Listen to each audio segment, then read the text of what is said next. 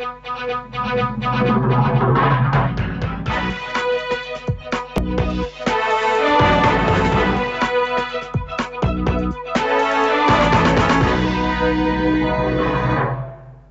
morning and welcome to our Friday edition of A View from the House. My name is Mkokeli Tanda.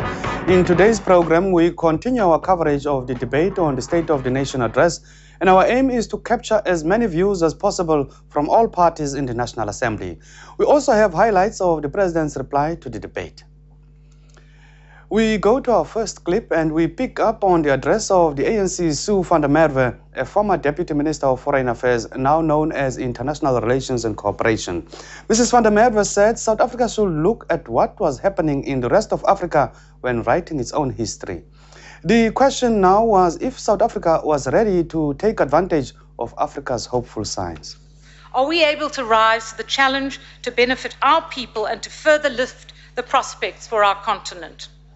I believe, Mr. Speaker, the announcements of infrastructure rollout by the President on Thursday suggest that we are indeed well placed for this new African story to impact in a meaningful way on our country. And I'd like to highlight three major areas of work that need our focused attention in the coming period. These areas are key policy positions of the ANC and are evident in government priorities and extend from the domestic into our international work, as one is inextricably linked to the other. The first, directly linked to the government's domestic infrastructure plans, is cross-border infrastructure, including other instruments to improve intra-Africa trade. The second is developing our greatest asset, our young people, to meet the challenges. And the third is strengthening sound governance practices in governments and in businesses across the continent and defeating corruption. Mr. Koti Dukobo of the Azanian People's Organization said the plan presented by the President had the potential of changing South Africa for the better, but there were also some risks that could put the plan in jeopardy. Corruption. Corruption, Mr. President. We suspect that as you are addressing this House and mentioning the money allocated for the infrastructure, there were those who were already salivating, who took out their calculators to compute how much they could make for themselves. What is going to be the role of the Presidential Infrastructure Coordinating Committee in ensuring that tenders are awarded to deserving bidders and that appointed contractors do not do shoddy work and leave us with poor infrastructure that will collapse just at the mention of the word wind or floods? What is the PICC going to do to ensure that there is no underspending like the one in the Eastern Cape, where the Department of Education only spent 28% of their allocated infrastructure grant between April and December 2011? This in a province that still has mud schools. Honorable President, you refer to the lesson learned from project management of the 2010 FIFA World Build Program. Very good, sir. Azapo will be watching and will speak out if we see things going wrong. Otherwise, history will judge us harshly and say to us, Marielle Stan and cake. ANC veteran and former Rivonia trialist Mr. Andrew Mlangeni said much of the inequalities of the past had now been addressed, but wounds still needed to be healed. We should now collectively forge ahead with the same spirit we displayed when negotiating the transition to a new order. We should, however, not forget that we have not completely healed the wounds of the past human rights violations, a necessary ingredient to the building of a nation and creation of a caring society. As a society, we need to continue to engage in dialogue with the sole aim of attaining a common goal of human dignity. This is one of the tasks that still lie ahead.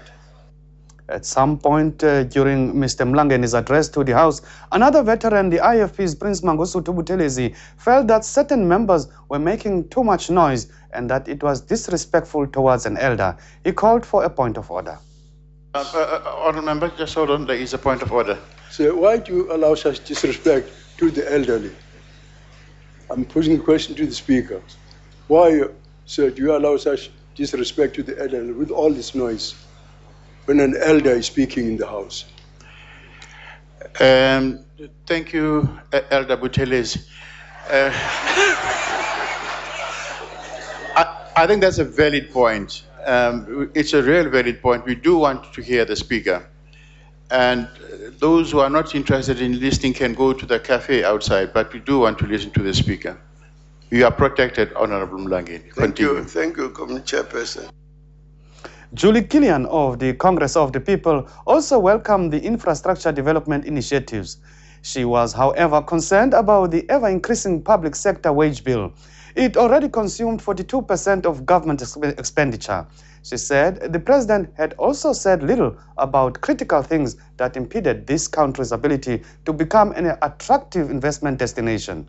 Mrs. Killian said government would fail the nation if challenges like the quality of education was not improved. In 2009, President Zuma gave South Africa an undertaking that teachers will be in their classes in school on time and that they will be teaching. Yet after a crippling teacher strike in 2011, which left thousands of matric learners at their own mercy, the president said this year that we had remarkable success in basic education on the basis of an upward trend in the matric pass rate. A trend, Honourable Speaker, of which the credibility and the quality of the matric results are being questioned by many independent education experts. COPE, like many thousands of parents in South Africa, believe that the South African public school system suffers from the dangerous effects of irresponsible career unionism, which is the major source of teacher absenteeism. This sad state of affairs is contributing to the dangerous inequality gap. Those who matriculate from schools where teachers are committed to quality education, and those who have to fend for themselves when teachers go on strike. When union leaders use teacher strikes to advance their own standing in the ruling alliance. And then the president thanks them for resolving the crisis they themselves created. The problem of South Africa is not for this government alone. It required each and every South African to do more and to do it better. That was the message of the Minister of Science and Technology, Naledi Pandor. We cannot rely on the old ways. We need to devise new responses. We need to think, to plan differently, to be rational rather than polemic, to be wary of slogans, undefined concepts, and unsubstantiated vision statements. We need, Honorable Speaker and members, to use knowledge to advance our goals. Today, all nations of the world are confronted by the question, how do we use the opportunities embedded in knowledge to develop a thriving knowledge economy that enhances our natural attributes and offers sustainable responses to our development challenges? The OECD, in its recent Towards Green Growth policy document, replies as follows, and I quote, while dealing with immediate problems such as high unemployment, inflationary pressures, or fiscal deficits, we have to look to the future and devise new ways of ensuring that the growth and progress we've come to take for granted are assured in the years to come. After the break, we hear what members in the debate had to say about land redistribution and other issues. We'll be right back.